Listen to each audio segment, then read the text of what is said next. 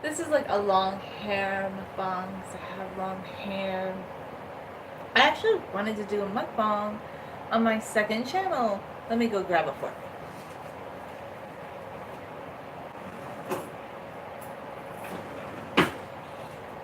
I found out I couldn't do a mukbang on my second channel because it has less than 1,000 subscribers, and YouTube has created another change. And all of these changes that they're making, I don't think are for the better. They're telling people, oh, if you have a less than 1,000 subscribers, you can still stream, but you have to stream with a desktop and a webcam. And I was thinking, okay, that's just not fair to somebody who's trying to grow their channel. Because let's say, like, you've been noticing how the live streams are becoming a bit more popular and you want to try it too. Not everybody has a webcam, even if they have a laptop. You know, or some people just have their phone. And I don't want to be negative. I know YouTube has their reasons for every change, but they keep taking away products and services that actually were beneficial that some people use just because, I don't know, they have lower usage or they don't have as many engineers or computer techs to work on it. But it's just, for me, I guess I'm like, okay, I'm just going to go along with it, you know, it's their platform. But I just think, I don't think those changes. So what I'm doing right here is I'm making a banana smash. And some people think smash food's for babies or people who don't eat much. I don't know. I like it personally. So yeah, that's good for me.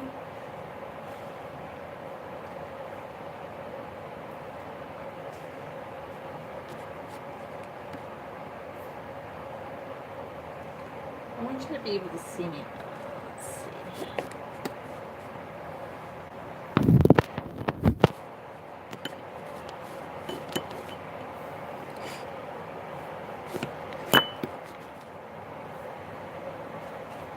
So I take some of the peanut butter.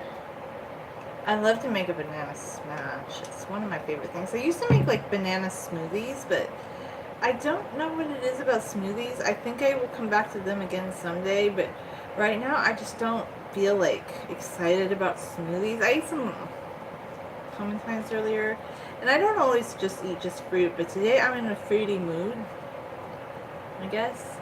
So like I like to add a lot of peanut butter, and when I mean a lot of peanut butter, I mean I put a lot of peanut butter on the top because, okay, if you're vegan, and this isn't really related to,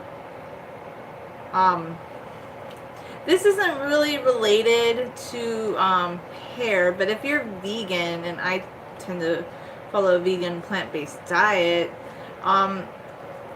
you do need to consume some fat. And there's all this mythology, right?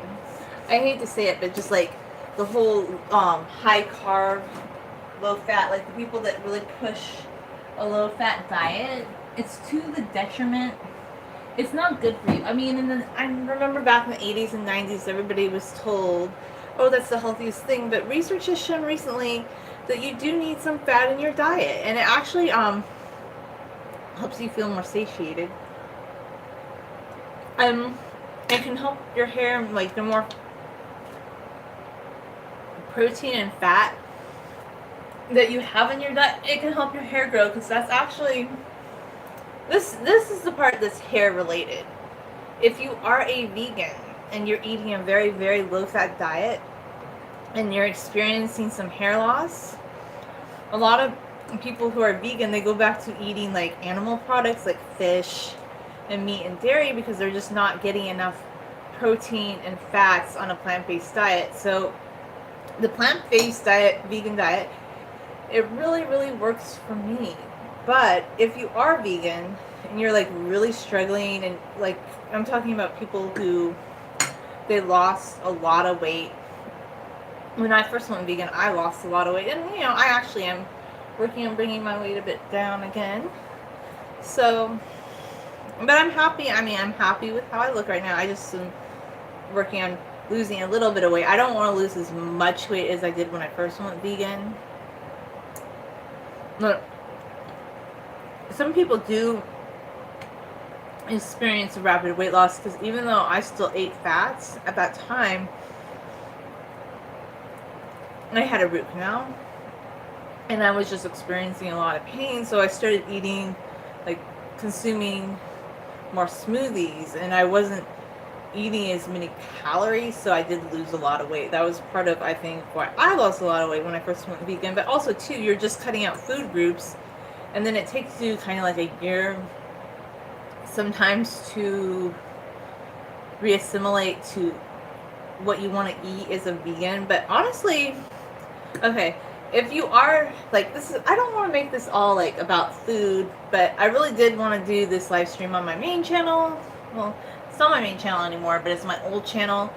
But if you're on a mobile, you can't live stream on your phone. So I just thought, hey, I'll do it on my hair channel, and it's long hair mukbang because I have long hair, and it's a mukbang, and you can watch me eat if you like that sort of thing. And this is kind of just a snacky thing. Do need to make some food.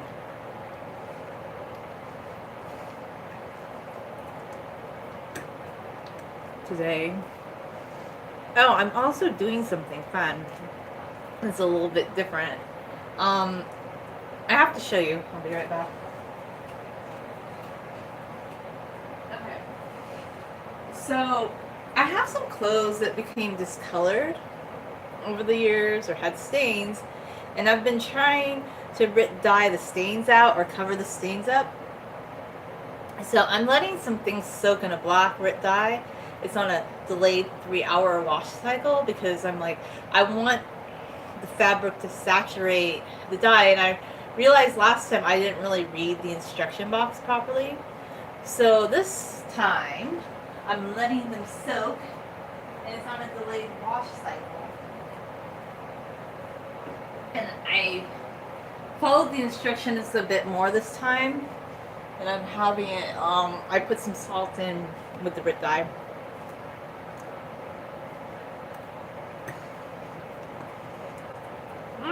This is so good. So, it's like a peanut butter banana sandwich, but without the bread. I'm still like, okay, I'm still like, I love bread occasionally, but I have the hardest time wanting to eat just sandwiches now, unless it's like, occasionally I really do want a sandwich. Like, there's this one market. They make like the best sandwich you could make yourself. Okay, let me just explain how they do it.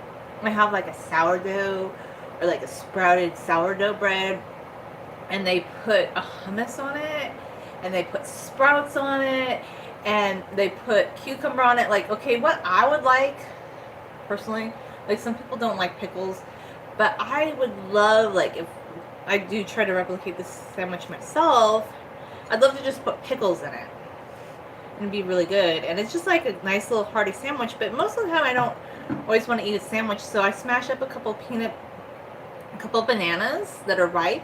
I like really super ripe bananas, by the way, and I put peanut butter on top, and it's just like a nice little snack while my clothes are soaking in the RIT dye.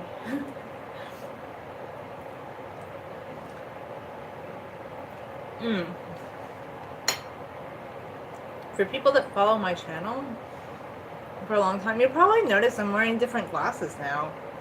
These are my old pair of glasses, and my newer glasses broke recently. And people are like, well, you should just go get a new pair of glasses. Well, I hate to say it, I'm sorry, but I didn't have the funds to just like run out and buy a new pair of glasses at the first of the month when the rent's due, and I have bills.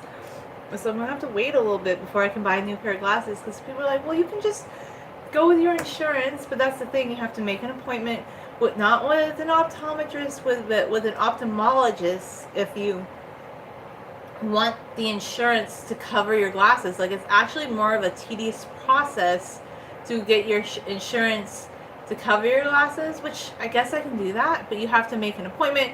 Like, this is another thing too, like, people are like, well, healthcare, like, making accessible healthcare is better, but it can also make things more bureaucratic, because sometimes it's actually a little bit cheaper to go to an optometrist to get the eye exam, and then some people order the glasses online. But I guess if I want the exam covered with my insurance, I can do this. It's just like, it's more of a hassle So I guess it's up to you. Like, I'm not saying that insurance is bad. We do, I guess we need it to some degree, but I also like that when you're able to just go out and get a cheaper exam that can be just as good, because an optometrist may not have the medical degree that an ophthalmologist has, but they still went to school and they know how to prescribe glasses. But if you do have certain eye concerns, you probably do want to go see an ophthalmologist. I guess I'm going to make the appointment to go see the ophthalmologist. It's like another thing you have to do on your list. Whereas with the optometrist, you could just run in and get them. But I'm just waiting a couple weeks to have like more money to go get a new pair of glasses. And I don't get new glasses every year because they say, well, you need to get new glasses every year. That's not true. I had these same glasses for 6 years, and I talked to other people. They've had the same glasses for like many years. So I don't see the point of replicating something that's working for me. I mean, if you want to do that, if you want to spend all your time and money running and getting an exam every year for your eyes, go ahead, do that. But I don't know. Even though this is an older pair of glasses, like, they're a little bit weaker than my newer prescription, but not by that much. And now that a week has gone by, my eyes have kind of adapted to it. You know, another thing about glasses that they don't really tell you is that your eyes become very reliant on it, on the glasses. Over time, my vision became worse, and I'm not saying that it's because of glasses. I don't have an ophthalmology degree. I can't tell you specifically how, but just through my own experience, I noticed when I started wearing glasses, I became more and more reliant on them. And yes, they did improve my distance vision, but I noticed it just seemed like my vision was becoming worse in some ways. Maybe it's just destined that it was to be that way, but I don't know. Some people, and I'm not telling you have to do this, but some people where their vision is borderline, and yes, the glasses can improve your distance vision, but if they don't need them all the time, they tend to wear their glasses a little bit less, and they seem to be okay. And I guess I just was always, I knew that I was going to have to wear glasses, and my vision was going to be what it was. But I love glasses over contacts, and this is why. I don't want to put something in my eyes. I tried a couple different times to put contacts in my eyes, and I don't think that they made me feel more attractive. Like, some people, they hate their glasses. They feel insecure wearing their glasses, and I love wearing my glasses. Look, if contacts make you feel more secure and they make you feel like you have more of a presence, then that's great. But I guess another thing I didn't like about contacts was you had to touch your eye, which I don't want to do. You have to, like, there's just more steps involved with it, whereas I can get up and I can just put on my glasses, and it's just so much easier. And that's me. Like, I will spend time on my hair, but I don't want to spend time on my glasses. Like, I like to think about, like, what do I want to spend time on? Like, yeah, taking care of my hair, yes, but even that, like, with long hair, even though it does take time once in a while to brush out your hair, in general, it is a little bit easier than if you have a very short style that you have to get, that you have to blow dry and put into certain, like, you know, use tools to style a certain way.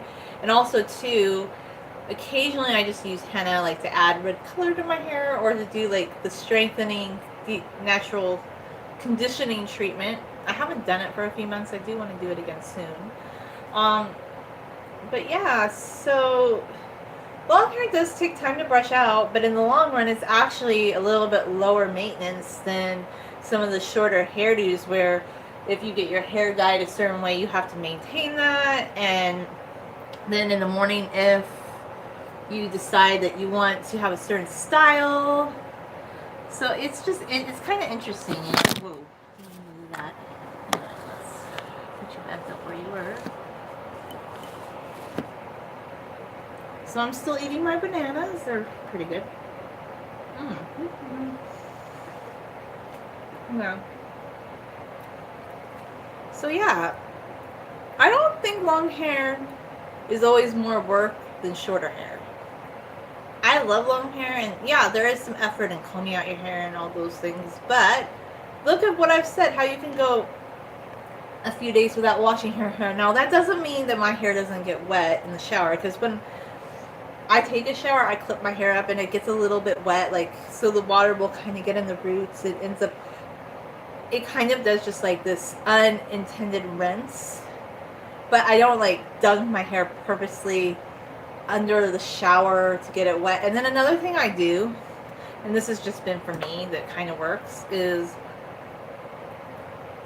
when I'm brushing out my hair, it distributes the oils, but also too, like, I will sometimes, like, in the sink, you've probably seen me do this, I get sections of my hair wet, and then I also rinse the brush periodically. Like, I'm rinsing out my brush continuously, because the one thing I love about that new hairbrush that I showed you is that it doesn't have that big cushion thing in the back, and it's been a game changer, because with those cushiony brushes, I don't know, this is a mukbang, I don't know why I'm talking about the cushiony brush, but this is a hair channel, so I think most people want to hear about hair.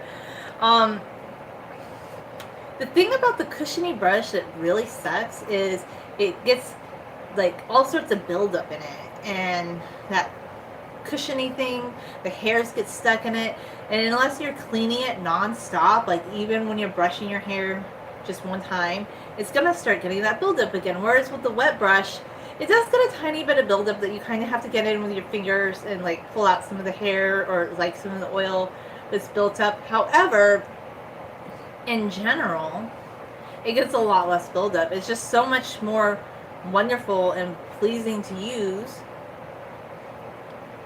Then I really like that flexible shower brush. This thing is a game changer. It's better than a comb.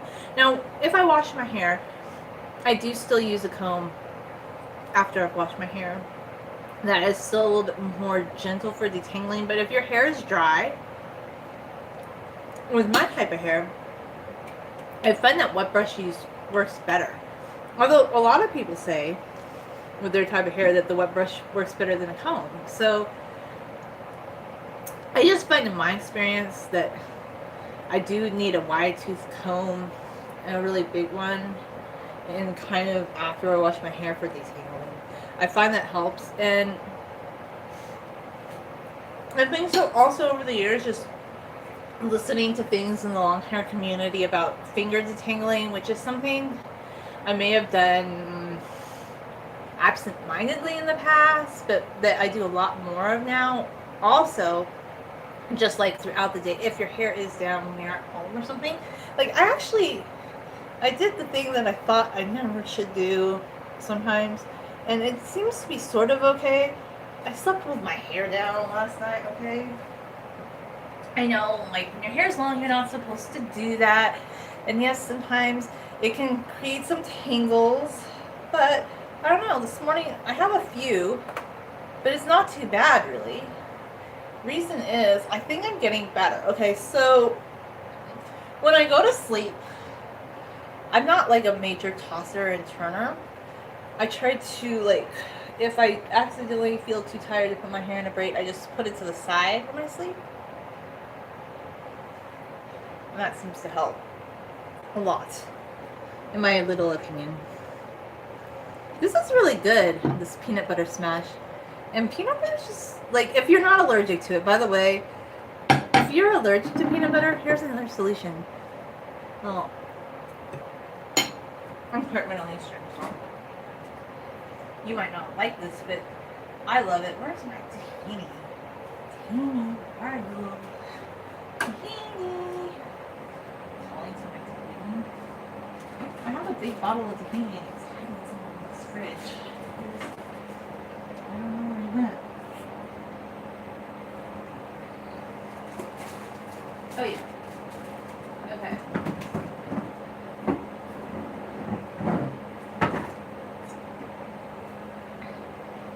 I went to the local Mediterranean market the other day, and I found the best deal on this kind of tahini. So, like, if you're allergic to peanut butter, maybe you're not allergic to sesame seeds. Like, I've heard some people that have an allergy to peanut butter.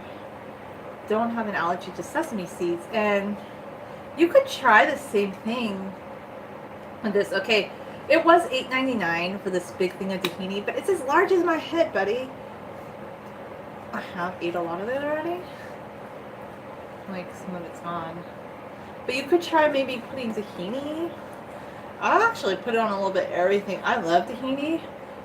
And this Tarazai, by the way, I'm not sponsored. It's just like the best tahini I've had. Like, by the way, I might be doing a video called Hummus Hair Mask, where I take some tahini and garbanzo beans to make a hair mask. Just like, spoiler alert, I might be doing that. So yeah, what else do I have in the fridge? Peanut butter, probably salad dressing, beans, lemons, mangoes, apples, cherries, lemonade. Oh, we weren't the biggest fan of this. I didn't buy this one, but it's the diet cheese. It's okay, but I don't know. I have potatoes, ginger, vegan toast, sour cream, almond milk, all sorts of stuff. And I have lots of potatoes that I need to actually turn into a dish. So, I don't know, I only see one person right now. Let's do a Q&A. What do you think about YouTube's decision to only let people with more than 1,000 subscribers live stream on their phones? Is that fair? Look, I don't want to knock YouTube. I love YouTube. I really do. But I don't know why they keep changing their core services all the time. It seems like if you're a new YouTuber, what if you're a younger kid or something, you want to do like an on-the-go live stream? I actually think that YouTube is going to kind of hurt themselves in this way, doing that, because there are other streaming services right now where young people are going to be able to just stream on their phone, like when they're on the go, like Instagram, Snapchat. There's a few others. So, and you can even do it on Facebook. So, if they decide that, like, let's say somebody with less than 1,000 subscribers can't just do an impromptu live stream. And another thing I don't like about that is we invite a lot of people on our live streams. And what if they decide they want to start their own? Like, I do a joint live stream with Aya Katz on my other channel, which is hosted on her main channel. So, if, let's say those people one day want to do a live stream, they're going to have to acquire 1,000 subscribers before they can do it on their phone. So anyway, this is just some of my opinions about that change. And I don't think all changes are always for the better. Some are good, some are bad. But these bananas were really good. Very tasty. So yep. Anyway, thanks for watching.